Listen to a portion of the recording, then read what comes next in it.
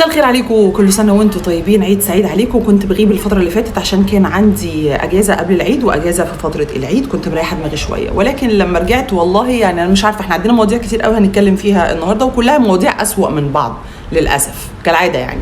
ولكن قبل ما ندخل في المواضيع خلينا نوجه العزاء لاسره البنتين المشجعتين الاهلاويتين اللي توفاهم الله بعد ماتش الاهلي، ونوجه برضو العزاء لمشجع نادي الزمالك اللي توفاه الله بعد مباراه نادي الزمالك. ربنا يرحم الثلاثه يا رب ويغفر لهم ويدخلهم فسيح جناته اللهم امين. خلينا ندخل في الموضوع ونشوف ايه اللي عندنا النهارده علشان نصوت.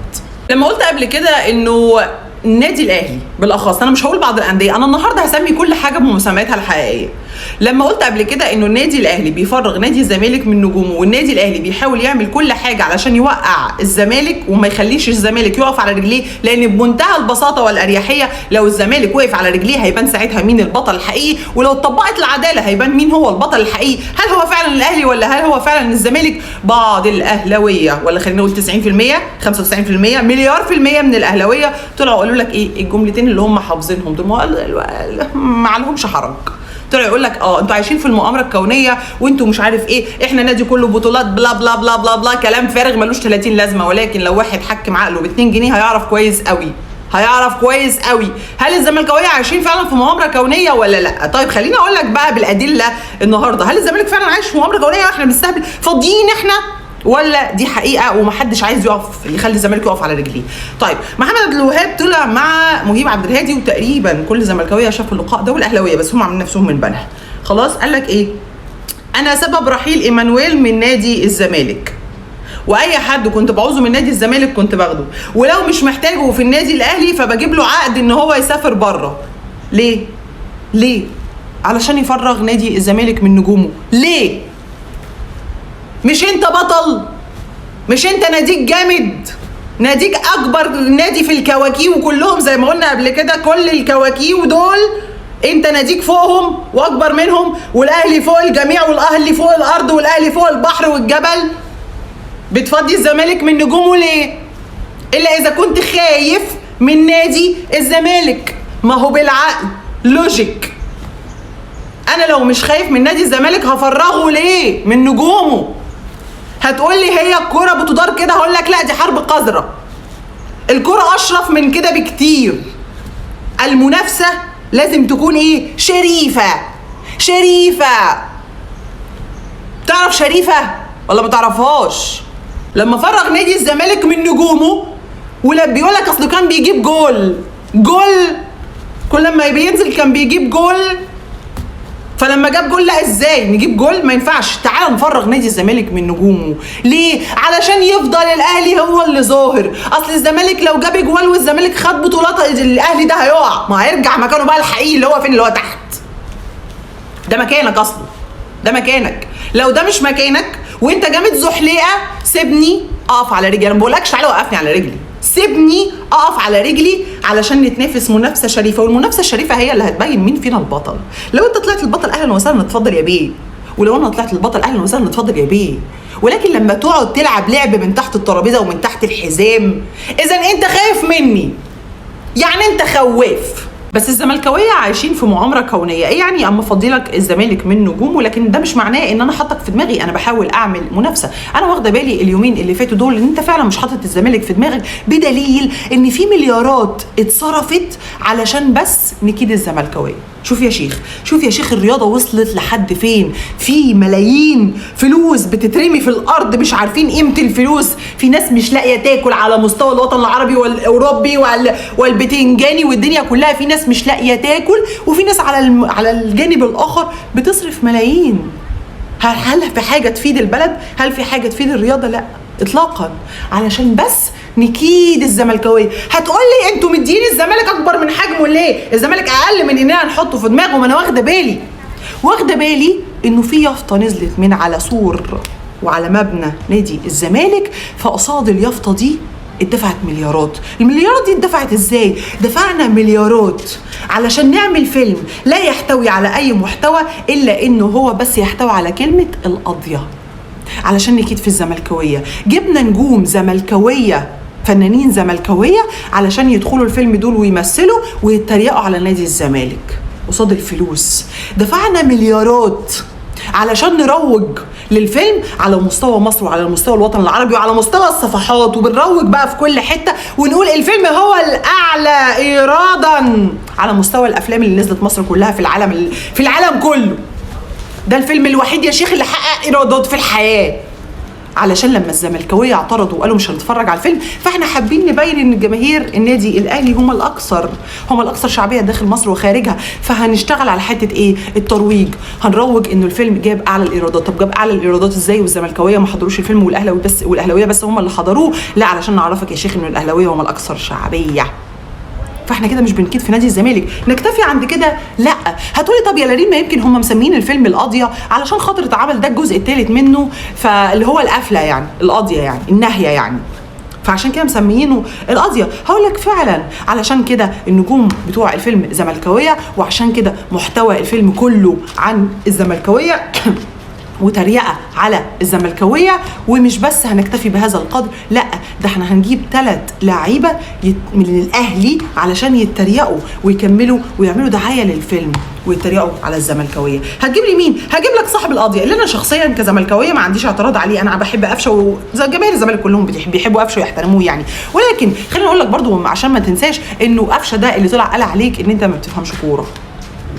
بس انا عارفه ان الحاجات دي ما بتاثرش فيك، الحاجات دي ما بتاثرش فيك يا شيخ. اذا كان امام عاشور اللي انت عامله مثال وقدوه طلع شتمك واهانك وخدك رايح جاي، فانت بالنسبه لك قدوه، فانت طبيعي انه كلام قفشه مش هياثر فيك. يعني قفشه لما يقول عليك ما بتفهمش كانه زغزغك بالظبط.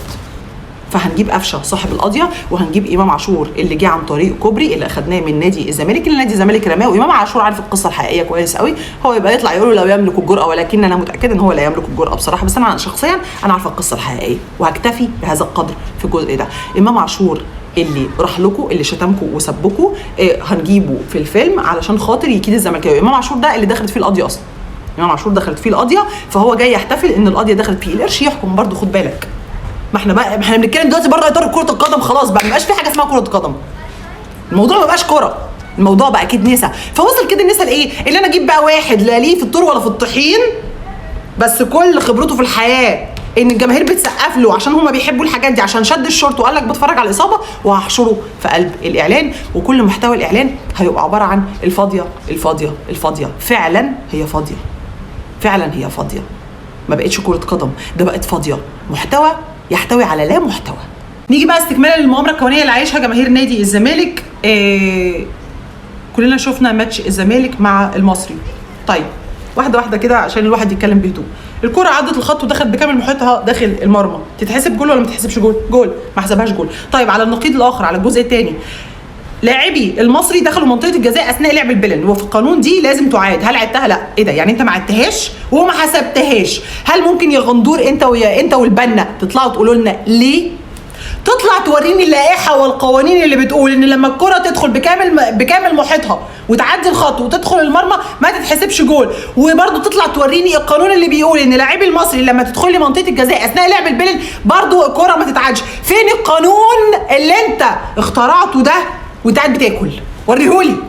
طلع مجلس الاداره وقال لك انا مش هستكمل المباريات لحين الفرقه الاخرى تكمل المباريات ليها، وهعمل مباراه فاركو وخلاص. يطلع لنا بيريرا يعترض على الموضوع ده ويقول لك انا هدعم بقى، يعني بص بقى، انا هدعم بعد قرار مجلس اداره نادي الزمالك ده، لا بقى ده انا هدعم البنا وهدعم الغندور وهخليهم هم اللي يديروا اللقاء بتاع الترقي دعما مني ليهم، علشان هم فنيين وعلشان هم بتنجانيين وعلشان هم معرفش منيين انا هدعمهم. اللي هو اخبطوا دماغكم في الحيطه. زمان كنا بنشوف ان الفساد بيتعمل من تحت الترابيزه، ولما يجي يظهر للعلن سيكا ويلاحظوا ان في بعض الناس واخده بالها ان في فساد بيحصل بيتراجعوا ويقول لك لا مش هعمل الفساد ده دلوقتي، خلينا اعمله لما الناس ما تاخدش بالها. لكن دلوقتي بقينا بنشوف الفجر والفساد علنا وبدعم. فلو هي ماشيه كده واتحاد الكره هيفضل متقمص دور الترزي كتير، اتحاد الكره بقاله سنين عامل فيها ترزي، متقمص فيها دور الترزي، وبيفصل لهم المباريات اللي على مزاجهم. يا حبيبي عايز فرقه هابطه يروح قلبي علشان خاطر انت تريح شويه وتجمع لك في نقط، حاضر يروح قلبي. عارف نفسك في مين يا حبيبي اكتبه لك. بقى بيفصل له المباريات بالمواعيد بالاختيارات بكل حاجه وتولع باقي الانديه. فلو هي هتدار بالشكل ده وهنفضل عايشين في دور التلز كتير، يبقى بلاها بقى وكل الانديه تنسحب من العك القروي اللي بيحصل دوت، ونسيب النادي الاهلي يلعب نفسه. خلي الاهلي يلعب مع نفسه، خلي الاهلي يعمل تقسيمه ويلعب مع نفسه. لو الجزء ده كسب يبقى الاهلي كسب، لو الجزء ده كسب يبقى الاهلي كسب، ويتخبطوا مع بعض، يلعبوا مع بعض. بلاها بقى انديه، بلاها بقى بطولات، بلاها بقى اي حاجه، وننسحب من الليله دي وخلاص. لان الفجر بقى علني، بقت بتتبروز للاهلي. انا من وجهه نظري مش بس نادي الزمالك، لا، كل الانديه اللي تضررت من الاهلي بشكل او باخر في اي حاجه تعلن انسحابها، تعلن انسحابها، تعلن اعتراضها، تعلن بقى ان هي هتوقف ماتشاتها لحين الاهلي ما يكمل ماتشات، وتعلن بقى اللي تعلنه، بس يطلعوا يتكلموا ويطلعوا يعترضوا. لان دي ما بقتش كوره. لما الموضوع يبقى كنسه يبقى مش كوره، لما الموضوع يبقى تفصيل الاهلي بس يبقى مش كوره، لما الموضوع يوصل لتفريغ الانديه من نجومها يبقى مش كوره. يبقى احنا كده بعدنا عن الكوره، يبقى احنا كده كل اللي احنا بنفكر فيه ان احنا نبروز الاهلي. فعشان نبروز الاهلي هنجيب له بعض الانديه تلعبه، بس في نفس الوقت هنوقع الانديه دي عشان نظهر الاهلي. علشان لو ما عملناش كده الانديه البطل اللي فيها الحقيقي هتظهر. وهو ده اللي قلته وهفضل اقوله طول عمري. انت خايف اقف على رجلي علشان انا منافسك الحقيقي، عشان لو وقفت على رجلي هيبان بقى مين البطل الحقيقي، وانت هترجع لمكانك الحقيقي اللي هو تحت. اخر حاجه عايزه اقولها بقى انه لو الانسحاب فعلا من الدوري او غير الدوري او اي حاجه ايا كانت، لو الانسحاب كان من اجل ان العداله ما بتتحققش عشان كده احنا بننسحب، فانا بالنسبه لي مع الانسحاب ده جدا. طبعا بعض اللي ما بيفهموش هيطلعوا يقولوا لك لا انت بتنسحب عشان خوف. لا، الخوف ده ابقى بنسحب منه لو العداله موجوده، فانا انسحبت عشان ما يبانش مستواي الحقيقي. بسبب تطبيق العداله دي مستواي الحقيقي هيبان، فانا خايفه، فعشان كده انسحبت. هنا اقول لك انا خايفه، ولكن لما انسحب عشان العداله مش متطبقه في اللعبه دي، لا، يبقى الانسحاب شرف. يبقى انا بالنسبه لي انا احافظ على شرفي افضل وانسحب.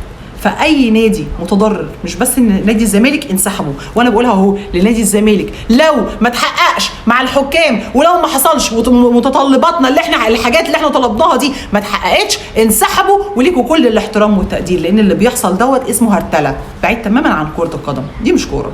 يطلع يقول لك شرف ومبادئ، يطلع يقول لك في الاخر بعد اللي انا بقوله لك ده كله شرف ومبادئ.